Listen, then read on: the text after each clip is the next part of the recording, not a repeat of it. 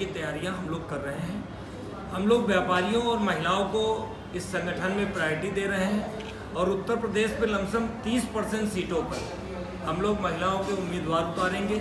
लखनऊ में मुझे लगता है कि लगभग आधी सीटों पर महिलाएं अपनी भागीदारी निभाएंगी, क्योंकि आज समाज में सबसे ज़्यादा शोषित वर्ग अगर कोई है तो महिलाएं हैं और व्यापारी हैं।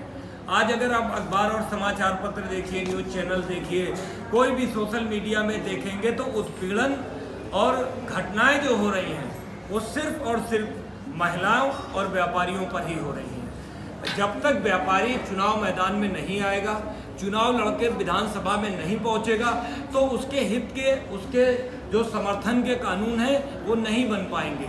आज हम बात करें तो उत्तर प्रदेश में या पूरे देश की बात करें तो मात्र 5 से 6% ही महिलाओं की विधानसभा में आज भागीदारी है और 46% महिलाएं आज वोट कर रही हैं। मतदान आज महिलाओं का बढ़ रहा है। आज मैं मीडिया के माध्यम से भी पता चला कि लखनऊ में ही पूरे उत्तर प्रदेश में महिलाओं के सबसे ज़्यादा अपराध की जो घटनाएं हुई हैं वो लखनऊ में हुई हैं। तो मैंने आज लखनऊ से ही शुरुआत की है। स्नेहलता जी को इस विधानसभा का प्रभारी बनाया गया है और वार्ड स्तर की कुछ कमेटियां भी आज तैयार की गई हैं और ये मजबूती से आकर के आगे चुनाव लड़ने का काम करेंगे। इसी तरीके से हम लोगों ने पूरे उत्तर प्रदेश के सभी जनपदों में जाकर के विधानसभा में व्यापारियों और महिलाओं का नेतृत्व करने की बात की है और उनको हम लोग मौका देंगे।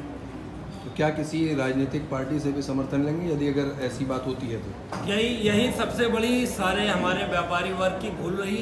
कुछ व्यापारी नेताओं ने अपने लाभ के लिए, अपने प्रॉफिट के लिए सांसद बन गए, विधायक बन गए, मंत्री बन गए और अपने व्यापारी को अकेला छोड़ दिया। उनके बनने से कोई किसी एक व्यापारी का कभी लाभ नहीं हुआ। निश्चित रूप से व्यापारी अपनी ताकत दिखाएगा और स्वयं उतर करके मैदान में उतरेगा, किसी राजनीतिक दल के साथ नहीं जाएगा। शुक्ला जी, आपने 2 बार बताया जो शोषित परेशान लोग हैं उनको आपने आगे बढ़ाने की बात कही, क्या रणनीति है इसमें, क्या करेंगे इसको लेकर? निश्चित रूप से देश की समस्या का निदान संसद में है या विधानसभा में, ये तो आप जानते हैं, क्योंकि कानून बनता है संसद में और विधानसभा में कानून बनेगा। और जब तक ये संख्या, ये वर्ग की ज़्यादा से ज़्यादा परसेंटेज विधानसभा और सांसदों में नहीं होगी, पार्षद नहीं जीत करके आएंगे, तब तक इस समस्या का निदान नहीं हो सकता। कितनी सीटों के चुनाव लड़ेंगे? हम उत्तर प्रदेश की सभी सीटों के चुनाव लड़ने जा रहे हैं। लखनऊ की लगभग जितनी भी सीटें हैं उस पर लगभग 60% महिला प्रत्याशी होंगे और 30% व्यापारी प्रत्याशी होंगे। आपकी 20 सीटें आ गई तो आप किसके साथ गठबंधन करेंगे? हम किसी के साथ गठबंधन की बात जब सरकार में जब हम आ जाएंगे तब उसकी बात निकलेगी, मगर हम एक ये मैसेज देने में कामयाब होंगे कि आज हमारी संख्या 0 थी, आज हम 20 पर पहुंचे हैं। ये बहुत बड़ी बात होगी, ये पहला प्रश्न होगा। 20 पर पहुंचेंगे, 200 पे पहुंचेंगे, सरकार बनाएंगे, ये परिस्थितियां अपनी जगह। मगर हम आपसे जरूर कहना चाहते हैं कि उत्तर प्रदेश में या पूरे देश में 46% महिलाएं हैं और 30% व्यापारी हैं। हम 76% वोट बैंक पर पहली बार देश में ऐसा होगा कि चुनाव वर्किंग पर हम लोग काम करेंगे। सर, क्या एजेंडा रहेगा? एजेंडा सिर्फ और सिर्फ ये होगा, महिलाओं को और व्यापारियों को उनकी क्षमताओं के अनुसार, उनकी जो भी कार्य क्षमताएं हैं उनके आधार से उनको पद दिए जाए, उनकी सारी चीज़ें हो। और सबसे बड़ी बात हम आपको कहेंगे कि ये भटकाऊ बातें हैं कि क्या मिलेगा क्या नहीं मिलेगा। हम विधानसभा में कब्जा करेंगे, हम विधानसभा में ज़्यादा से ज़्यादा महिलाएं विधानसभा में विधायक बना करके भेजेंगे। कई पार्टियां 300 यूनिट तक बिजली देने की बात कर रही हैं, आपकी पार्टी क्या करेगी?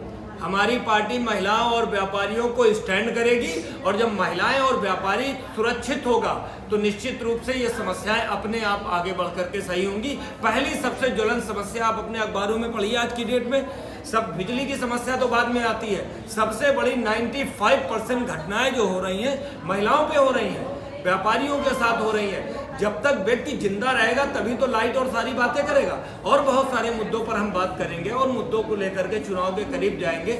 मगर पहला मुद्दा ये होगा कि विधानसभा में जो आज 5% भी राजनीतिक हिस्सेदारी महिलाओं की नहीं है, व्यापारियों की 0 हिस्से जो आज विधानसभा सांसदों में स्थितियां हैं यहाँ पर, इस संख्या को हम 400 तक पहुँचाने का काम करेंगे। यानी प्रतिनिधि उद्योग व्यापार मंडल जो है आगे आने वाले दिनों में कुछ नया करने वाला है। निश्चित रूप से नया होगा और आज तक जो चीज़ें नहीं हुई हैं उसकी हम लोगों ने शुरुआत की। आप लोगों ने देखा भी होगा कि महिलाएं इतना आगे अग्रसर होकर के, जैसे आप देख रही होंगी, समाज के ऐसे वर्ग की महिलाएं यहाँ पर आज बैठी हैं जो समाज को नेतृत्व देती हैं।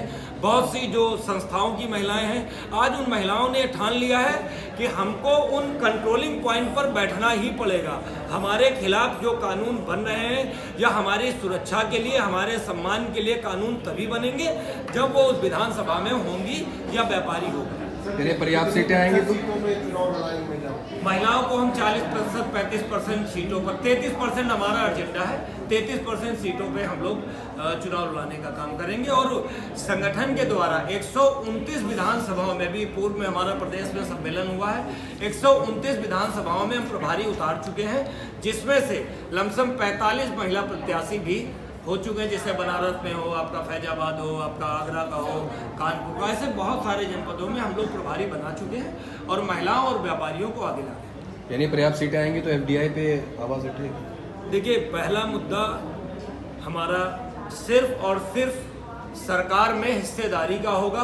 पहले महिलाओं की कितनी उपस्थिति विधानसभा में होगी और व्यापारियों की कितनी उपस्थिति होगी। निश्चित रूप से जिस दिन व्यापारी और महिलाएं की संख्या अगर बढ़ जाएगी तो आप निश्चित मान लीजिए जो भी समस्याएं हैं आपकी भविष्य में खत्म हो जाएंगी। नेतृत्व की जरूरत है। जब तक ये वर्ग जो 46% नेतृत्व करने वाले व्यक्ति, और आपको जो विधानसभा में जो आज का परसेंटेज देखिए, 24, 23, 25 विधायक है पूरे उसमें, और वो भी उसमें भी किसी की कोई पत्नी है, किसी की कोई परिवार के ही सदस्य है, परिवारवाद है, किसी भी पार्टी की हम बात करें। मगर आज की डेट में आम समाज की महिलाएं जब निकल करके आएंगी, निश्चित रूप से बदलाव होगा।